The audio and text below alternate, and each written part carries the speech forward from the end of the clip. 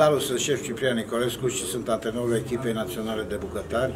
Pe data de 10 și 11 iunie vă așteptăm la un mare eveniment organizat de Carne Expo, unde o să reușiți să cunoașteți toată echipa națională de bucătari a României. Vă așteptăm cu drag și vă promitem surprize inedite. Gătim împreună, ne distrăm împreună.